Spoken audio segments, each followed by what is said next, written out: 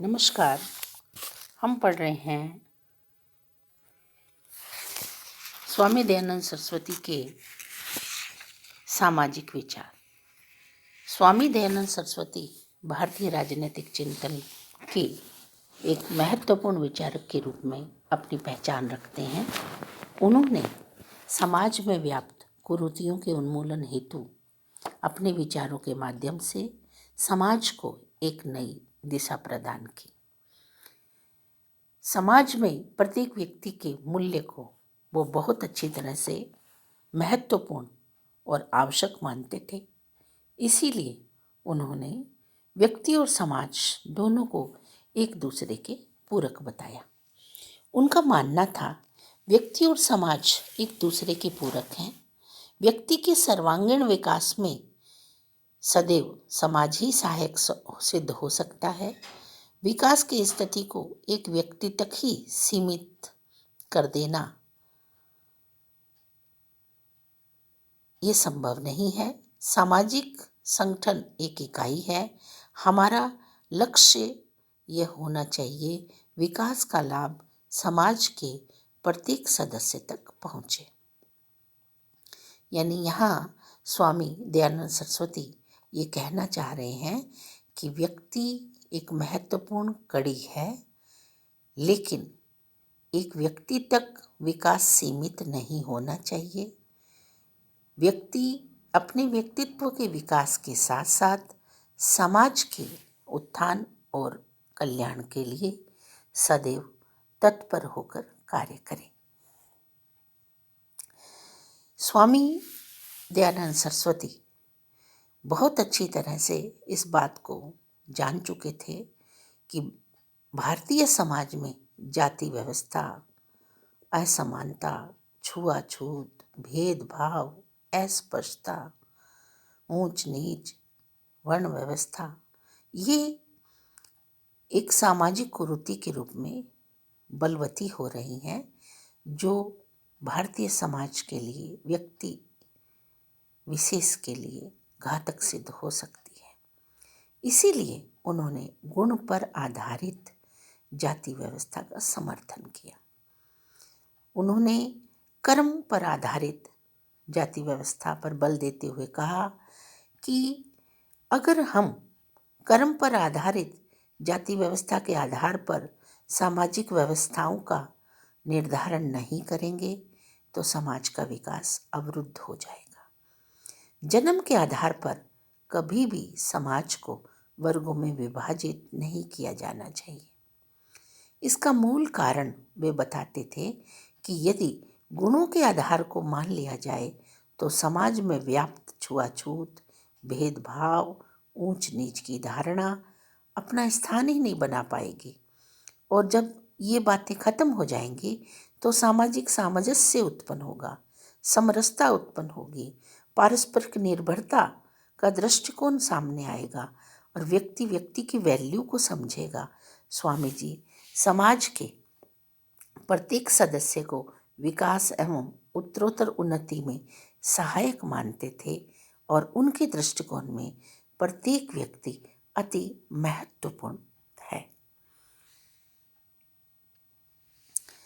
इसके साथ साथ स्वामी जी ने आश्रम व्यवस्था का समर्थन किया।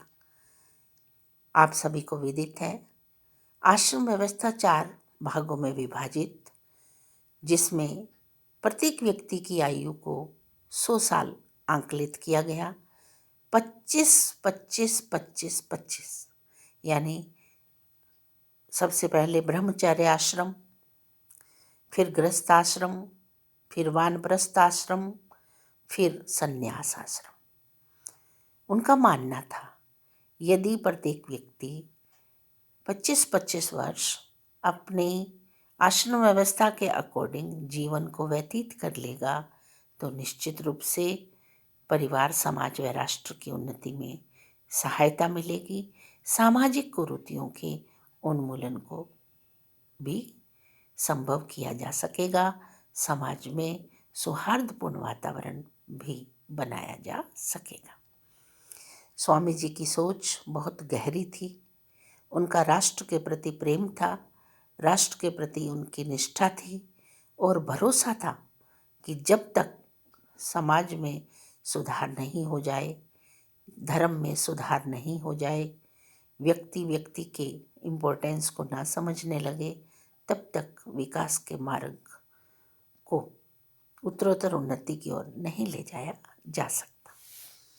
इसी कड़ी में स्वामी जी ने नारी गरिमा का प्रबल समर्थन किया। एक क्रांतिकारी विचार है।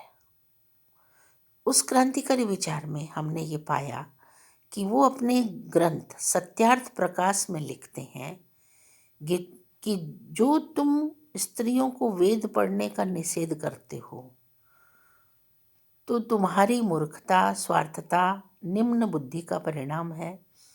19वीं सदी में नारी उत्थान के लिए अधिकारों की बात करने वाले विचारक कि ये क्रांतिकारी विचार थे। उन्होंने स्त्री शिक्षा पर बल दिया। उनका मानना था कि जब तक स्त्रियों को शिक्षित नहीं किया जाएगा तब तक उन्हें अपने अधिकारों के बारे में मालूम नहीं पड़ेगा। जागृति बहुत ज़रूरी है, जागरूकता बहुत ज़रूरी है।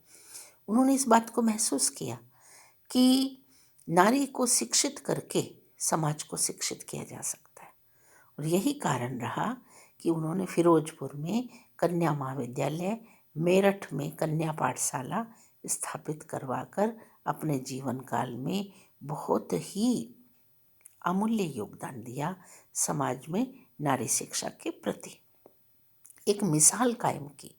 और ये विचारक थे जिन्होंने बहुत भली भांति समझा कि हमारे समाज में बाल प्रथा, बाल विवाह, बहु विवाह, विधवा विवाह पर रोक, सती प्रथा, नारी अशिक्षा, पर्दा प्रथा, ये सब जो कुरीतियाँ हैं ये समाज के लिए, परिवार के लिए घातक सिद्ध हो सकती हैं।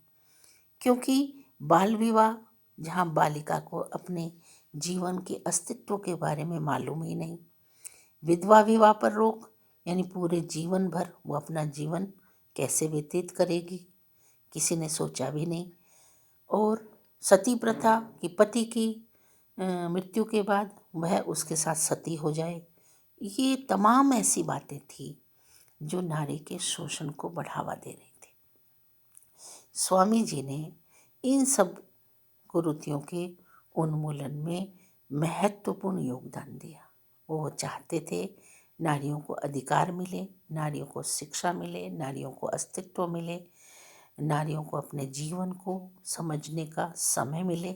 इसीलिए उन्होंने एक आयु के आधार पर विवाह प्रथा पर बल दिया कि 16 वर्ष की आयु में बालिका और 25 वर्ष की आयु में बालक की मैरिज होनी चाहिए, क्योंकि एक आयु के पश्चात व्यक्ति में बुद्धि का विकास हो जाता है और उस बुद्धि के विकास के साथ उसे जीवन जीने के ढंग समझ में आने लगते हैं।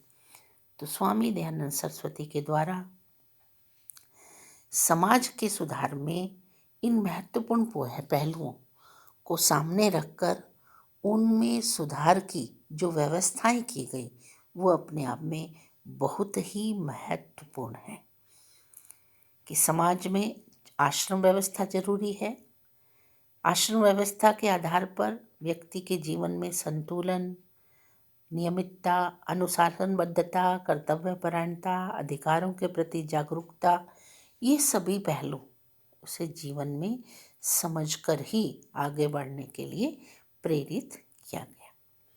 वर्ण व्यवस्था में जो जातीय आधार था जन्म का, जन्म के आधार पर गुणों और कर्म पर बल दिया कि जन्म के में अगर हम जन्म के आधार पर समाज को बांटेंगे तो वो डेवलपमेंट में अवरोध उत्पन्न होगा।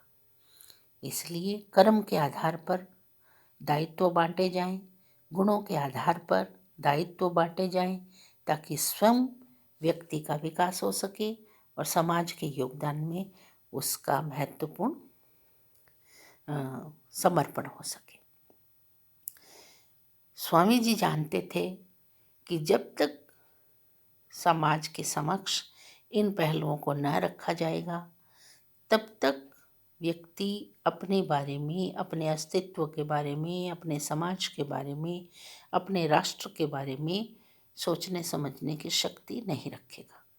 इसीलिए उन्होंने समाज सुधार के माध्यम से, धर्म सुधार के माध्यम से उन कुरीतियों को समाज के समक्ष रखकर उनके उन्मूलन में योगदान देने हेतु प्रेरित किया, और न केवल प्रेरित किया वह नियमों को निर्धारित करने की बात की और सामाजिक व्यवस्था की बात की, क्योंकि जब तक सामाजिक व्यवस्था संतुलित नहीं होगी, असमानता, अराजकता, अव्यवस्था कभी भी परिवार और समाज के लिए लाभदायक नहीं मानी जा सकती, ऐसा स्वामी जी का मानना था। इसीलिए उन्होंने अपने दृष्टिकोण के माध्यम से, अपने ग्रंथ के माध्यम से, अपने विवेक के माध्यम से, अपने अनुभवों के माध्यम से पुनर्जागरण के आधार पर जागृतिपूर्ण दृष्टिकोण समाज के समक्ष रखते हुए व्यक्ति के विकास के साथ साथ राष्ट्र की उन्नति में सहायक तत्वों को निर्धारित करते हुए सामाजिक कुरीतियों के उन्मूलन में महत्वपूर्ण योगदान दिया। नमस्कार।